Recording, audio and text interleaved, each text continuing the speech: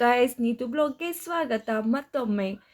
ನಾವು ಅರಸೀಕೆರೆಯಿಂದ ಹೊರಟಿರೋದು ಚಿಕ್ಕಮಂಗ್ಳೂರಿಗೆ. ಹೋಗೋ ದಾರಿಲಿ ಏನೇನು ನೋಡಿದ್ವಿ, ಹೇಗಿತ್ತು ನಮ್ಮ ಪ್ರಯಾಣ, ಬನ್ನಿ ನೋಡೋಣ. ಮೊದಲಿಗೆ ನಾವು ಅರಸೀಕೆರೆ 4 ಗಂಟೆಗೆ ಸ್ನಾನ ಮುಗಿಸ್ಕೊಂಡು ತಿಂಡಿ ಗಿಂಡಿ ಮಾಡ್ಕೊಂಡು ಹೊರಟಿದ್ದೆ ಸಕ್ರಾಪಟ್ಟಣ. ಅಂದರೆ ಅರಸೀಕೆರೆ ಬೈ ಹೋಗ್ಬೇಕಾದ್ರೆ ಮಧ್ಯದಲ್ಲಿದೆ, ಚಿಕ್ಕಮಂಗ್ಳೂರು ಸಿಗೋದು ಮುಂಚೆ ನಮಗೆ ಸಕ್ರಾಪಟ್ಟಣ ಅಂತ ಒಂದು ಪ್ಲೇಸ್ ಸಿಗತ್ತೆ. ಅಲ್ಲಿಂದ ಹೇಗಿದೆ ನೋಡಿ, ತುಂಬ ಚೆನ್ನಾಗಿದೆ. ಆದರೆ ಎಷ್ಟಲಿಂದ ನೀರು ಬರುತ್ತೆ ನನಗಂತೂ ಗೊತ್ತಿಲ್ಲ. ಆದರೆ ಆ ಪ್ಲೇಸ್ ತುಂಬಾ ಚೆನ್ನಾಗಿತ್ತು. ಮಕ್ಕಳಿಗೆಲ್ಲ ಆಡೋಕ್ಕೂ ಚೆನ್ನಾಗಿತ್ತು. ಆಡೋಕ್ಕೆ ಅಂದರೆ ನೀರ ಹತ್ರ ಹೋಗಿ ಅಲ್ಲ, ಯಾಕಂದರೆ ಎಷ್ಟು ಆಳ ಇದೆ ಏನಿದೆ ಅಂತ ನಿಜ ನಮಗೆ ಗೊತ್ತಿಲ್ಲ. ಆದರೆ ನೀವೆಲ್ಲ ಹೋಗ್ಬಿಟ್ಟು ಆ ಪ್ಲೇಸ್ನ ಎಂಜಾಯ್ ಅಂತೂ ಮಾಡ್ಬೋದು. ಅದಕ್ಕೋಸ್ಕರ ನಾವು ದಡದಲ್ಲಿ ನಿಂತ್ಕೊಂಡು ಮಕ್ಕಳು ಕರ್ಕೊಂಡು ಆ ನೀರಲ್ಲಿ ಆಟ ಆಡಿಸ್ತಾ ಇದ್ದೆ. ಯಾಕೆಂದರೆ ನೀರು ಕಂಡ್ರೆ ಭಯ ಇರಬಾರ್ದು, ಸ್ವಿಮ್ಮಿಂಗ್ ಮಾಡಲಿ ಅಂತಲ್ಲ, ಸುಮ್ಮನೆ ದಡದಲ್ಲಿ ಯಾವುದಕ್ಕೂ ರಿಸ್ಕ್ ತೊಗೊಳಕ್ಕೆ ಹೋಗಲ್ಲ ನಾವು. ಯಾಕಂದರೆ ಅಲ್ಲಿ ಸುತ್ತಮುತ್ತ ಜನ ಕೂಡ ಯಾರೂ ಇರಲ್ಲ. ಹೇಗಿರುತ್ತೆ ಬಯಲು ಅದು ನಮಗೆ ಗೊತ್ತಿರಲ್ಲ. ಹಾಗಾಗಿ ಪಾಪುಗೆ ಆಡಿಸ್ಬೇಕಾದ್ರೆ ಏನಾಯಿತು ಅಂದರೆ, ಅವಳು ನೀರಿಂದ ಬರೋದೇ ಇಲ್ಲ ಆಚೆ ಅಂತಿದ್ಲು, ಅಷ್ಟು ಆಟ ಆಡ್ತಿದ್ಲು. ಅಲ್ಲಿಂದ ನಾವು ಹೊರಟಿದ್ದು ಹೇಗೂ ಚಿಕ್ಕಮಂಗ್ಳೂರಿಗೆ ಹೋಗಿದ್ದೀವಿ. ಚಿಕ್ಕಮಂಗ್ಳೂರಿಗೆ ಹೋದಾಗ ಚಿಕ್ಕಮಂಗ್ಳೂರಲ್ಲಿ ಇರೋ ಪ್ಲೇಸ್ ನೋಡಿಲ್ಲ ಅಂದರೆ ವೇಸ್ಟ್ ಅಲ್ವಾ. ಹಾಗಾಗಿ ಗೃಹ ಪ್ರವೇಶಕ್ಕೆ ಹೋಗೋದು ಮುಂಚೆ ನಾವೇನು ಮಾಡಿದ್ವಿ, ಕೆಮ್ಮಣ್ಣುಗುಂಡಿ ಬೆಟ್ಟಕ್ಕೆ ಹೋದ್ವಿ. ಯಾಕಂದರೆ ಕೆಮ್ಮಣ್ಣುಗುಂಡಿ ಬೆಟ್ಟ ನಾನು ಈ ವರ್ಷದಲ್ಲೇ 2 ಸತಿ ಹೋಗಿದ್ದೀನಿ. ಅಂದರೆ ಕೆಮ್ಮಣ್ಣುಗುಂಡಿ ಮೊದಲು ಕೂಡ ನೋಡಿದ್ದೀನಿ. ಆದರೆ ನೀವು ಎಷ್ಟು ಸತಿ ಕೆಮ್ಮಣ್ಣುಗುಂಡಿ ನೋಡಿದ್ರು ನಿಮಗೆ ಆ ಫೀಲ್ ಬರೋದೇ ಇಲ್ಲ. ಇವತ್ತೊಂದು ಸತಿ ಒಂದು ರೀತಿ ಇದ್ದರೆ ಇನ್ನೊಂದು ಸತಿ ಒಂದು ರೀತಿ ಇರುತ್ತೆ. ಯಾಕಂದರೆ ಫಸ್ಟ್ ನಾವು ಹೋದಾಗ ಫುಲ್ ಇಬ್ಬನಿ ಕಟ್ಕೊಂಡಿತ್ತು, ಏನೂ ಕಾಣಿಸ್ತಿದ್ದಿಲ್ಲ. ಬರೀ ಮಳೆ ಇಬ್ಬನಿ. ಯಾವ ಟೈಮಲ್ಲಿ ಇಬ್ಬನಿ ಬರುತ್ತೆ, ಯಾವ ಟೈಮಲ್ಲಿ ಬೆಟ್ಟ ಮುಚ್ಕೊಳ್ಳುತ್ತೆ, ಯಾವ ಜಾಗದಲ್ಲಿ ಏನಿದೆ ಏನೂ ಗೊತ್ತಾಗ್ತಿದ್ದಿಲ್ಲ. ಆದರೆ ನಾವು ಈ ಸತಿ ಹೋದಾಗ ಸ್ವಲ್ಪ ಮೋಡ, ಸ್ವಲ್ಪ ಬಿಸಿಲು, ಸ್ವಲ್ಪ ಮಳೆ, ಸ್ವಲ್ಪ ಗಾಳಿ, ಈ ಥರ ಇತ್ತು. ಹಾಗಾಗಿ ಸುತ್ತಮುತ್ತ ಕೂಡ ಪ್ಲೇಸ್ ತುಂಬ ಚೆನ್ನಾಗಿತ್ತು. ಏನೇನಿದೆ ಅಂತ ಕಣ್ಣಿಗಂತೂ ಕಾಣಿಸ್ತಾ ಇತ್ತು. ನಮಗೆ ನೋಡ್ತಾ ಇದ್ದರೆ ಖುಷಿನೋ ಖುಷಿ. ಯಾಕಂದರೆ ಯಾವಾಗಲೂ ಆ ಪ್ಲೇಸಲ್ಲಿ ಇವಾಗೊಂದು ನೋಡಿದ್ರೆ ಇನ್ನೊಂದು ಸತಿ ಇನ್ನೊಂದು ಥರ ನೋಡ್ತೀವಿ ನಾವು, ಅಷ್ಟು ಚೇಂಜ್ ಇರುತ್ತೆ. ಇಲ್ಲಿಂದ ಚಿಕ್ಕಮಂಗ್ಳೂರು ಕೂಡ ಕಾಣಿಸುತ್ತೆ. ನನ್ನ ಫೋನಲ್ಲಿ ತುಂಬ ಝೂಮ್ ಮಾಡೋಕ್ಕಾಗಲ್ಲ, ಹಾಗಾಗಿ ಸ್ವಲ್ಪನೇ ಚಿಕ್ಕಮಂಗ್ಳೂರು ತೋರಿಸಿದ್ದೀನಿ ನೋಡಿ. ಮತ್ತು ಅಲ್ಲಿಂದ ನಾವು ಹೋಗಬೇಕಾದ್ರೆ ನಮಗೆ ಕಲ್ಲತ್ತಗಿರಿ, ಕೆಮ್ಮಣ್ಣುಗುಂಡಿ ತುಂಬ ಪ್ಲೇಸ್ ಸಿಗುತ್ತೆ. ಆದರೆ ನಮ್ಮನೇಲಿ ಯಾರಿಗೂ ಅಲ್ಲಿ ಹೋಗೋಕ್ಕೆ ಎಲ್ಲರಿಗೂ ಇರುತ್ತೆ ಘಾಟ್ ಸೆಕ್ಷನಲ್ಲಿ ಕಾರ್ ಓಡಿಸ್ಬೇಕು ಅನ್ನೋ ಇಂಟ್ರೆಸ್ಟು. ಎಲ್ಲರಿಗಿಂತ ಘಾಟ್ ಸೆಕ್ಷನ್ನು ಕೆಮ್ಮಣ್ಣುಗುಂಡಿ ಅಂತ ಅಂದ್ಕೊಂಡಿದ್ದಾರೆ. ನಿಮಗೆ ಯಾರಿಗಾದರೂ ಅದೊಂದು ಘಾಟ್ ಸೆಕ್ಷನ್ ಬಿಟ್ಟು ಬೇರೆದು ಇದೆ ಅಂದರೆ ಕಮೆಂಟ್ ಮಾಡಿ ಹೇಳ್ಬೋದು, ಇಲ್ಲಿ ಈ ಜಾಗದಲ್ಲಿ ತುಂಬ ಘಾಟ್ ಸೆಕ್ಷನ್ ಇದೆ ಅಂತ ಹೇಳಿ. ಆದರೆ ಫಸ್ಟ್ ಟೈಮ್ ಹೋದವರಿಗೆ ಕೆಮ್ಮಣ್ಣುಗುಂಡಿ ಎಲ್ಲರಿಗಿಂತ ಘಾಟ್ ಸೆಕ್ಷನ್ ಅಂತ ಅಂದ್ಕೊಳ್ತಾರೆ. ಓಡಿಸ್ಬೇಕಾದ್ರೆ ಒಳ್ಳೆ ಚಿಲ್ ಮಾಡ್ತಾರೆ.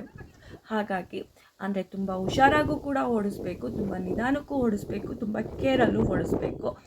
ಆದರೆ 1-2 ಸತಿ 3 ಸತಿ ಆ ರೋಡಿಗೆ ನೀವು ಹೋಗಿ ಬಂದರೆ ನೀರು ಕುಡ್ದಿದ್ದ ಥರ ಕಾರ್ ಓಡಿಸ್ಬೋದು, ಅದಂತೂ ಗ್ಯಾರಂಟಿ. ಹಾಗಂತ ಹೆಂಗೋ ಓಡ್ಸೋಕ್ಕೆ ಹೋಗಬೇಡಿ, ನಾನು ಹೇಳ್ತಿರೋದು ಸುಮ್ಮನೆ.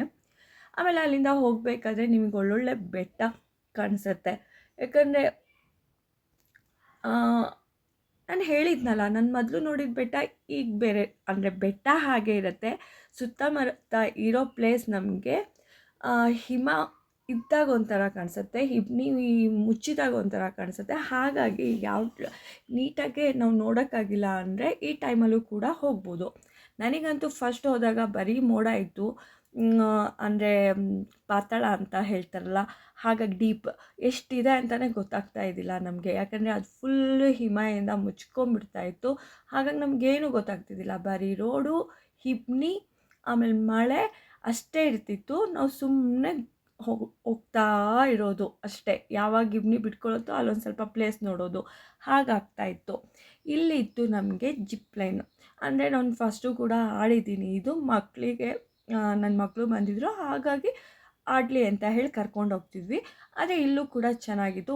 ಚಿಕ್ಕಮಂಗ್ಳೂರಲ್ಲೇ 2-3 ಪ್ಲೇಸಲ್ಲಿದೆ ಇದು.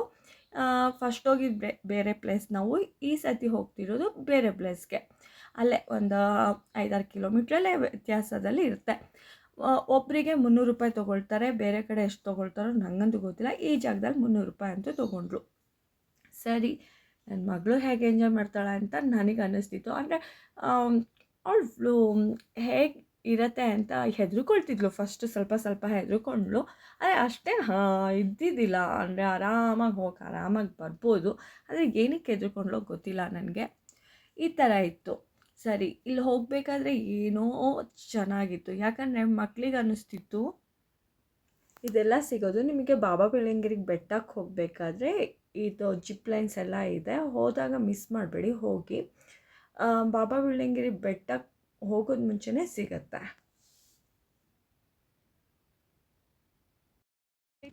बैठो के पास बैठ मत देना। एक मिनट ठीक है एक ठीक है बाय बाय।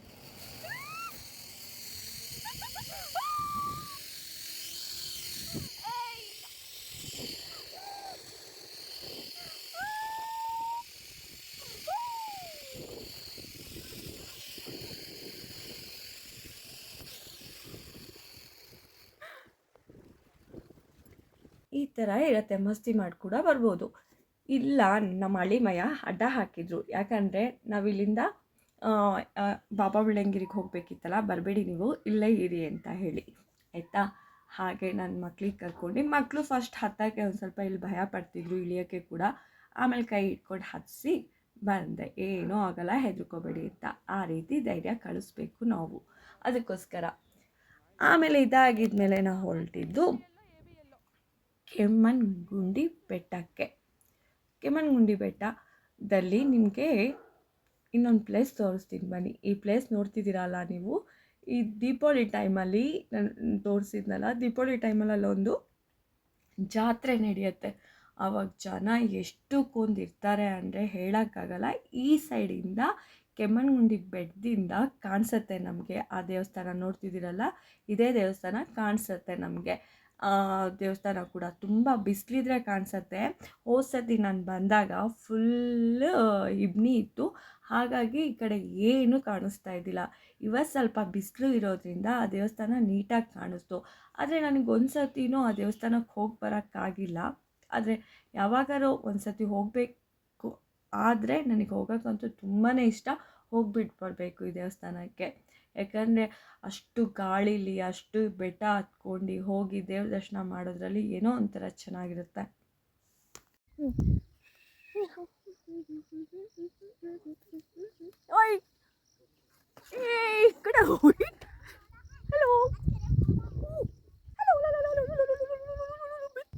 ಇತ್ತ ಸುಮ್ಮನೆ ನಾವು ಮಸ್ತಿ ಮಾಡ್ತಾಯಿದ್ವಿ, ಫೋಟೋ ಶೂಟ್ ಮಾಡೋಣ ಅಂತ ಹೇಳಿಬಿಟ್ಟು.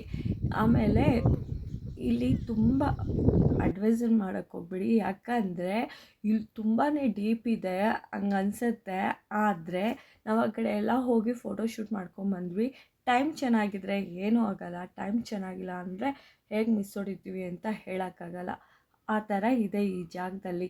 ಅಂದರೆ ನನ್ನ ಫುಲ್ಲು ಎಷ್ಟು ಹಾಳಾಗಿದೆ ಏನು ಅಂತ ನನ್ನ ಫೋನಲ್ಲಿ ಕ್ಲೀನಾಗಿ ವೀಡಿಯೋ ಮಾಡೋಕ್ಕೆ ಬರೋಲ್ಲ ನನಗೆ. ಹಾಗಾಗಿ ನಿಮಗೆ ತೋರ್ಸೋಕ್ಕಾಗಿಲ್ಲ ಹೇಗೆ ಅಂತ ಹೇಳಿಬಿಟ್ಟು. ಆಮೇಲೆ ನಿಮಗೆ ಕೆಮ್ಮಣ್ಣುಗುಂಡಿ ಚಿಕ್ಕಮಂಗ್ಳೂರಲ್ಲೇ ಈ ಕಂಬಿ ಕಾಣಿಸುತ್ತೆ, ಒಂದು ದೊಡ್ಡದಾಗಿ ಲೈಟ್ ಕಂಬ ಥರ ಇದೆಯಲ್ವಾ, ಅದೇ ಕೆಮ್ಮಣ್ಣುಗುಂಡಿ. ಆ ಪ್ಲೇಸ್ ಆ ಥರ ಕಾಣಿಸುತ್ತೆ ನಿಮಗೆ. ಆದರೆ ಇವತ್ತು ಅಷ್ಟೇ ಫುಲ್ ಕ್ಲಿಯರಾಗಿ ಕಾಣಿಸಿಲ್ಲ, ಅದು ಫುಲ್ ಮೋಡ ಮುಚ್ಚಿತ್ತು, ಸ್ವಲ್ಪ ಮಾತ್ರ ಕಾಣಿಸ್ತಾ ಇತ್ತು. ಆ ಥರ ಅದು ಒಂದೊಂದು ಟೈಮ್ ಫುಲ್ಲು ಬಿಸಿಲಿದ್ದಾಗ ಅದು ಫುಲ್ ನೀಟಾಗಿ ಕಾಣಿಸುತ್ತೆ, ಇಲ್ಲಾಂದರೆ ಕಾಣಿಸಲ್ಲ. ಒಂದೊಂದು ಸತಿ ಹಿಮ ಇದ್ದಾಗಂತೂ ಇನ್ನೂ ಕಾಣಿಸಲ್ಲ. ಇದು ನಿಮಗೆಲ್ಲ ಗೊತ್ತೇ ಇರುತ್ತೆ. ಯಾಕಂದರೆ ಇಲ್ಲಿ ಹೋದಾಗ ಕೆಮ್ಮಣ್ಣುಗುಂಡಿಯಿಂದ ಮೇಲೆ ಹೋದಾಗ ನಾವು ಈ ಪ್ಲೇಸ್ ಸಿಗತ್ತೆ ನಮಗೆ. ಇಲ್ಲಿ ನೀರು ಎಲ್ಲಿಂದ ಬರ್ತಾ ಇದೆ ಅಂತ ನೋಡೋಕ್ಕಂತೂ ಆಗಲ್ಲ, ನನಗಂತೂ ಕಾಣಿಸಿಲ್ಲ. ಆದರೆ ಇಲ್ಲಿ ಸ್ನಾನ ಮಾಡಿದರೆ ಸ್ಕಿನ್ ಕಾಯಿಲೆ ಏನಾದರೂ ಇದ್ದರೆ ಹೋಗುತ್ತೆ ಅಂತ ಹೇಳ್ತಾರೆ. ಹಾಗಾಗಿ ನಾನು ಯಾವಾಗ ಹೋದಾಗೂ ಇಷ್ಟೊಂದು ಐಸ್ ಈ ಥರ, ಅಂದರೆ ಅಷ್ಟು ಚಳಿ ಇರುತ್ತೆ, ಇಲ್ಲಿ ಹೋಗಿ ನಿಲ್ಲಕ್ಕೂ ಆಗಲ್ಲ. ಆದ್ರೂ ತುಂಬ ಜನ ಆ ಕಡೆ ಸ್ನಾನ ಮಾಡ್ತಿರ್ತಾರೆ. ನನ್ನ ಕೈಯಲ್ಲಂತೂ ಒಂದು ಸತಿನೂ ಆಗಿಲ್ಲ. ಆದರೆ ಇಲ್ಲಿ ಈ ಸತಿ ಮಾತ್ರ ನಾನು ಒಂದು ಸ್ವಲ್ಪ ಹೋಗಿ ನಿಂತ್ಕೊಂಡೆ, ನೀರು ಮೈ ಮೇಲೆಲ್ಲ ಬೀಳ್ತು. ಈ ನೀರು ಕೂಡ ನಾವು ಒಂದು ಬಕೆಟ್ ಅಲ್ಲ ಸಾರಿ, ಒಂದು ಕ್ಯಾನಲ್ಲಿ ತುಂಬ್ಕೊಂಡು ಬಂದ್ವಿ, ಆಯಿತಾ. ಬಕೆಟಲ್ಲಿ ಉಟ್ಕೊಂಡು ಹೋಗಲಿ ನಾನು. ಇದು ನಿಮಗೆಲ್ಲ ಗೊತ್ತೇ ಗೊತ್ತು. ಚಿಕ್ಕಮಂಗ್ಳೂರಲ್ಲಿ ಟ್ರೈನ್ ಇದೆಲ್ಲ ನಿಮಗೆ ಚೆನ್ನಾಗಿ ಗೊತ್ತಾಗಿರುತ್ತೆ. ರತ್ನಗಿರಿ ಬೆಟ್ಟ ಅಂತ ಹೇಳಿ. ರತ್ನಗಿರಿ ಬೆಟ್ಟದಲ್ಲಿ ಏನಿದೆ ಅಂದರೆ ನಿಮಗೆ ಮಕ್ಳಿಗೆ ಆಡೋಕ್ಕೆ ಟ್ರೈನ್ ಇದೆ, ಆಮೇಲೆ ಪಾರ್ಕ್ ಥರ ಇದೆ, ಆಮೇಲೆ ಮತ್ತೇನಿದೆ ಒಂದು 2-3 ಗೇಮ್ಸ್ ಇದೆ. ನಾವು ಹೋದಾಗ ತುಂಬ ಲೇಟ್ ಆಗಿತ್ತು, ಹಾಗಾಗಿ ಒಂದು ಟ್ರೈನ್ ಒಂದೇ ಇತ್ತು.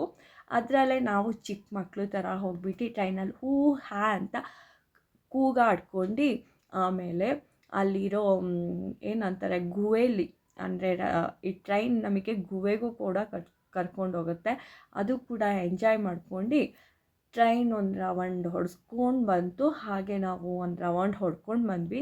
ಆದರೆ ನನಗೆ ಅನಿಸಿದ್ದೇನು ಗೊತ್ತಾ, ಇದು ನಾನು ಇದ್ದಾಗ ಯಾಕಿದ್ದಿಲ್ಲ ಅಂತ ಅನ್ನಿಸ್ತು. ಯಾಕೆಂದರೆ ನಾನು ಚಿಕ್ಕವಳಿದ್ದಾಗ ನಾವಿಲ್ಲಿ ಆಟಾಡೋಕ್ಕಂತ ಸ್ಕೂಲ್ ರಜಾ ಸಿಕ್ಕಿದಾಗೆಲ್ಲ ಬಂದುಬಿಡ್ತಾಯಿದ್ವಿ.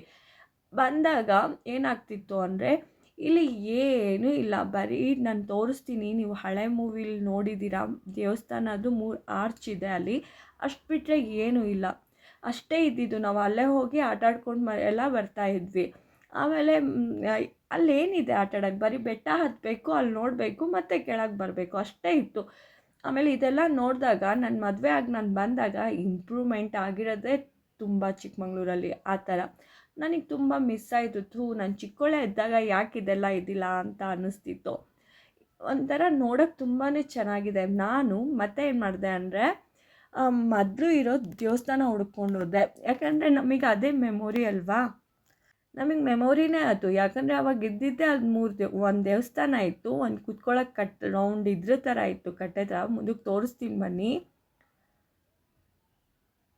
ಇದು ಕೂಡ ಎಷ್ಟು ಚೆನ್ನಾಗಿ ಮಾಡಿದ್ದಾರೆ ನೋಡಿ. ಇದೇ ದೇವಸ್ಥಾನ ಇದ್ದಿದ್ದು, ಈ ಥರ ಇದ್ದು ಕೂತ್ಕೊಳ್ಳೋದು ಅದೇನಕ್ಕೆ ಅಂತ ಗೊತ್ತಿಲ್ಲ, ಈ ಥರ ಇತ್ತು. ಈ ಸೈಡ್ ಒಂದು ದೇವಸ್ಥಾನ ಇತ್ತು. ಇಷ್ಟು 3 ಇತ್ತು. ನಿಮಗೆ ಯಾರಿಗಾರೋ ಗೊತ್ತಿದ್ದರೆ ಇದು ಫಸ್ಟು ಇತ್ತಾ ಇಲ್ಲ ಅಂತ ಹೇಳಿ. ಇದು 3 ತುಂಬ ವರ್ಷದಿಂದ ಇತ್ತು. ಇಲ್ಲಿ ನೀವು ಹಳೆ ಮೂವಿ ನೋಡಿದರೆ ನಿಮಗೆ ಶೂಟಿಂಗ್ ಎಲ್ಲ ಆಗಿದೆ, ಇಲ್ಲಿ ತುಂಬ ಶೂಟಿಂಗ್ಗಳು ನಡೆದಿದೆ ಇಲ್ಲಿ. ನಾನು ಇದೇ ಹುಡ್ಕೊಂಡು ಹೋದೆ, ಸಿಕ್ತು ನನಗೆ. ಯಾವ ಸೈಡ್ ಇದೆ ಅಂತಲೇ ಗೊತ್ತಾಗ್ತಿದ್ದಿಲ್ಲ. ತುಂಬ ಸತಿ ಹೋಗಿದ್ದೀನಿ, ಆದರೆ ನಾನು ನೋಡೋಕ್ಕೆ ಏನು ಅಷ್ಟು ಇದು ಮಾಡಿಲ್ಲ.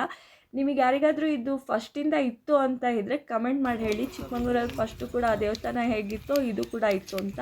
ನಾನು ಅಂದ್ಕೊಂಡೆ ಈಗ ಅದು ಮಾಡಿರೋದೇನೋ ಅಂತ. ಆಮೇಲೆ ಇದು ಟ್ರೈನ್ ನಿಲ್ಲಿಸೋ ಜಾಗ. ಯಾಕಂದರೆ ನಾವು ರಾತ್ರಿ ಬಂದಿದ್ದಲ್ವ, ಹಾಗಾಗಿ ಟ್ರೈನಲ್ಲಿ ನಿಲ್ಲಿಸ್ತಾರೆ. ಹಾಗೆ ಮಕ್ಕಳು ಆಡೋ ಟ್ರೈನು, ಆದರೆ ನಿಲ್ಲಿಸ್ತಾರೆ. ಚಿಕ್ಕಮಂಗ್ಳೂರು ಸ್ಟೋರಿ ಹೇಳ್ತಾ ಹೋದರೆ ತುಂಬಾ ಇದೆ ನನಗೆ ನೆನಪು. ಇನ್ನೊಂದು ಸತಿ ನಿಮ್ಮ ಜೊತೆ ಶೇರ್ ಮಾಡ್ಕೊಳ್ತೀನಿ. ಹಾಗೆ ಬರಬೇಕಾದ್ರೆ ಅಕ್ಕನ ನೆಂಟರು ಮನೆಗೆ ಹೋಗಿದ್ವಿ. ಅವರಂತೂ ಎಷ್ಟು ಚೆನ್ನಾಗಿ ಮನೆ ಮಾಡಿದರು ಅಂದರೆ ಇದು ನೋಡ್ತಾ ಇದ್ದರೆ ಖುಷಿ ಆಗ್ತಿತ್ತು. ಕೈಯಲ್ಲಿ ಮಾಡಿರೋದು. ಅವ್ರು ಕೂತ್ಕೊಂಡು 2 ತಿಂಗಳು ಟೈಮ್ ತೊಗೊಂಡು. ನಿಮಗೆ ಬೇಕಾದರೂ ಇವ್ರ ಫೋನ್ ನಂಬರ್ ಕೊಡ್ತೀನಿ, ಬೇಕು ಅಂದರೆ ಇದು ಪರ್ಚೇಸ್ ಕೂಡ ಮಾಡ್ಬೋದು. ತುಂಬ ಚೆನ್ನಾಗಿ ಮಾಡಿದ್ದಾರೆ, ತುಂಬ ಚೆನ್ನಾಗಿದೆ. 2 ತಿಂಗಳು ಟೈಮ್ ತೊಗೊಂಡು ಮಾಡಿದ್ದಾರೆ. ಇದೇ ರೀತಿ ಬೇರೆ ಕೂಡ ಮಾಡ್ತಾರೆ, ಮನೆ ಕಟ್ಟೋದು ಅಂದರೆ ಈ ಥರನೇ. ಅಂದರೆ ಬಸ್ ಮಾಡೋದು, ಆ ಥರ ಮಕ್ಕಳು ಆಡೋ ಸಾಮಾನು ಏನೇನೋ ಮಾಡ್ತಾರೆ. ಬೇಕು ಅಂದರೆ ಇವ್ರ ನಂಬರ್ ಕೊಡ್ತೀನಿ, ಕಾಂಟ್ಯಾಕ್ಟ್ ಮಾಡಿ ತೊಗೊಳ್ಳಿ. ಈ ಥರ ಇತ್ತು. ನೋಡೋಕ್ಕೆ ಎಷ್ಟು ಕ್ಯೂಟಾಗಿ ಮಾಡಿದರು ಅಂದರೆ, ಇದು ನೀವು ನೋಡಿ, ಒಂದು ಪಿನ್ನು, ಸೂಜಿ, ಆಮೇಲೆ ಇದು ಪ್ಯಾಂಟಿಗೆ ಹಾಕೋ ಹುಕ್ಸು, ಅದರಲ್ಲಿ ಬಾಗಿಲು ಮಾಡಿ ಬಾಗಿಲಿಗೆ ಚಿಲ್ಕ ಮಾಡ್ತಾರಲ್ಲ ಆ ರೀತಿ ಮಾಡಿದ್ದಾರೆ. ಅವ್ರು ಎಷ್ಟು ಇದರಿಂದ ಮಾಡಿದ್ದಾರೆ ಅಂತ. ಇದು ಚಿಕ್ಕ ಚಿಕ್ಕ ಕೆಲಸ ನೋಡಿದ್ರೇ ನಮ್ಗೆ ಅನಿಸುತ್ತೆ. 2 ಅಂಗಡಿ, ಆಮೇಲೆ ಆ ಕಡೆ ಈ ಕಡೆ 2 ಅಂಗಡಿ, ಮಧ್ಯದಲ್ಲಿ ಬಾಗಿಲು, ಆಮೇಲೆ ಹಿಂದ್ಗಡೆ ಫಸ್ಟು ಹೇಳ್ತಾ ಇದ್ರಲ್ವ, ಏನು ಅಂತಾರೆ ಅದಕ್ಕೆ, ನಂಗೆ ಅಷ್ಟು ಐಡಿಯಾ ಇಲ್ಲ. ಹಿಂದ್ಗಡೆ ಕೂಡ ಬಾಗಿಲು ಇತ್ತು. ಈ ಥರ ಬಿಲ್ಡಿಂಗು ಕೂಡ ಮಾಡಿದ್ದಾರೆ. ನಿಮ್ಗೆ ಯಾರಿಗಾದ್ರು ಬೇಕು ಅಂದರೆ ಹೇಳಿ ಅಲ್ವಾ. ನೋಡೋಕ್ಕೆ ಎಷ್ಟು ಚೆನ್ನಾಗಿದೆ ಅಲ್ವಾ, ನೋಡ್ತಾ ಇದ್ದರೆ ಕ್ಯೂಟಾಗಿದೆ. ತೊಗೊಳ್ಳೋಂಗಿದ್ರೆ ಅವ್ರ ನಂಬರ್ ಕೊಡ್ತೀನಿ, ತೊಗೊಳ್ಳಿ. ಆಮೇಲೆ ಇದೆಲ್ಲ ಮುಗಿಸ್ಕೊಂಡು ನಾವು ಫೋಟೋ ಶೂಟೆಲ್ಲ ಮಾಡ್ಕೊಂಡು, ಅಂದರೆ ಫೋಟೋಸ್ ತೆಕ್ಕೊಂಡು ಮೆಮೊರಿಗೋಸ್ಕರ ಬಂದ್ವಿ. ಇಷ್ಟಿತ್ತು ನಮ್ಮ ಚಿಕ್ಕಮಂಗ್ಳೂರು ಪ್ರಯಾಣ. ಆಮೇಲೆ ಅವ್ರು ಚಿಕ್ಕಮಂಗ್ಳೂರಲ್ಲಿ ಅವ್ರ ಮನೆಗೆ ಫ್ರೆಶಕ್ಕೆ ಹೋಗಿ ಊಟ ಗೀಟ ಮುಗಿಸ್ಕೊಂಡು ನಾವು ಮತ್ತೆ ಬಂದಿದ್ದು ಹಾಸನಕ್ಕೆ. ಹೀಗಿತ್ತು ನಮ್ಮ ಪ್ರಯಾಣ. ನಿಮಗೆಲ್ಲ ಹೇಗೆ ಅನ್ನಿಸ್ತು ಕಮೆಂಟ್ ಮಾಡಿ ಕೂಡ ಹೇಳ್ಬೋದು. ಮತ್ತೊಂದು ವಿಡಿಯೋದಲ್ಲಿ ಮತ್ತೆ ಸಿಗೋಣ. ಆದಷ್ಟು ಶೇರ್ ಮಾಡಿ, ಆದಷ್ಟು ಲೈಕ್ ಮಾಡಿ. ಆಮೇಲೆ ಮತ್ತೆ ಏನು ಅಂದರೆ, ನಾವು ಹುಟ್ಟಿದೂರು ಮರೆಯೋಕ್ಕಾಗಲ್ಲ ಅಲ್ವಾ. ಎಷ್ಟೇ ನಾವು ಮದುವೆ ಆಗಿ ಬಂದ್ರೂ, ಆಮೇಲೆ ನಾವು ಯಾವ ಜಾಗದಲ್ಲಿ ಇರ್ತೀವೋ ಇದ್ರೂ ನಮ್ಮ ನಾವು ಹುಟ್ಟಿದ ಊರಿಗೆ ಹೋದಾಗ ಅದೇನೋ ಒಂಥರ ಖುಷಿ ಅಲ್ವಾ? ಆ ಖುಷಿ ಸಿಗೋದೇ ಇಲ್ಲ ಮತ್ತೆಲ್ಲೂ. ನಿಮಗೂ ಕೂಡ ನಿಮ್ಮ ಊರಿಗೆ ಹೋದಾಗ ನಿಮಗೂ ಹಾಗೆ ಖುಷಿ ಸಿಗುತ್ತೆ ಅಲ್ವಾ? ನನಗೂ ಕೂಡ ಅಷ್ಟೇ. ಹುಟ್ಟಿದೂರು, ಮದುವೆ ಆಗಿದ್ದು ಬಂದೂರು, ಇರೋ ಜಾಗ ಅದೆಲ್ಲ ಮರೆಯೋಕ್ಕೆ ಆಗಲ್ಲ, ಯಾವಾಗಲೂ ನೆನಪಲ್ಲೇ ಇರುತ್ತೆ. ಹೀಗಿತ್ತು ನಮ್ಮ ಚಿಕ್ಕಮಂಗ್ಳೂರು ಪ್ರಯಾಣ. ಏನಕ್ಕೋಸ್ಕರ ಹೋಗಿದ್ವಿ ಚಿಕ್ಕಮಂಗ್ಳೂರಿಗೆ ಅಂತಲೂ ನಿಮಗೆ ಗೊತ್ತಾಯಿತು. ಅರಸೀಕೆರೆಯಲ್ಲಿ ಏನಕ್ಕಿದ್ವಿ ಅಂತ ನೆಕ್ಸ್ಟ್ ವಿಡಿಯೋದಲ್ಲಿ ಹೇಳ್ತೀನಿ. ಅಲ್ಲಿವರೆಗೂ ಮತ್ತೆ ಸಿಗೋಣ. ಟೇಕ್ ಕೇರ್, ಬಾಯ್ ಬಾಯ್. ಹಲೋ ಹಲೋ, ಒಂದು ನಿಮಿಷ. ಇಲ್ಲೊಂದು ನಿಮಗೆ ಬ್ರೇಕಿಂಗ್ ನ್ಯೂಸ್ ಇದೆ. ನಾವು ಹೋಗಿದ್ದು ಕೆಮ್ಮಣ್ಣುಗುಂಡಿ ಬೆಟ್ಟ ಅಲ್ಲ, ಬಾಬಾ ಬೆಳ್ಳಂಗಿರಿ ಬೆಟ್ಟ. ನಾನು ತುಂಬ ಜಾಗದಲ್ಲಿ ಹೇಳಿದ್ದೀನಿ ನಿಮಗೆ ಕೆಮ್ಮಣ್ಣುಗುಂಡಿ ಬೆಟ್ಟಕ್ಕೆ ಹೋಗಿದ್ದೀವಿ, ಕೆಮ್ಮಣ್ಣುಗುಂಡಿ ಬೆಟ್ಟಕ್ಕೆ ಹೋಗಿದ್ದೀವಿ ಅಂತ. ಇಲ್ಲ, ಏಪ್ರಿಲ್ 1 ಅಂತೂ ಮುಗ್ದೇ ಹೋಯಿತು. ಇನ್ನೂ ಏಪ್ರಿಲ್ ಫುಲ್ ಮಾಡಿದ್ದಿಲ್ಲ, ಅದಕ್ಕೋಸ್ಕರ ಒಂದು ಚಿಕ್ಕದಾಗಿ ಏಪ್ರಿಲ್ ಫುಲ್ ಮಾಡಿದ್ದೀನಿ. ಹೇಳ್ತೀನಿ, ಬಾಬಾ ಬೆಳ್ಳಂಗಿರಿ ಬೆಟ್ಟ, ಕೆಮ್ಮಣ್ಣುಗುಂಡಿ ಬೆಟ್ಟ ಅಲ್ಲ, ಬಾಬಾ ಬೆಳ್ಳಂಗಿರಿ ಬೆಟ್ಟ ಏಪ್ರಿಲ್ ಫುಲ್ ಮಾಡಿದ್ದು. ಮತ್ತೆ ಸಿಗೋಣ. ಟೇಕ್ ಕೇರ್, ಬಾಯ್.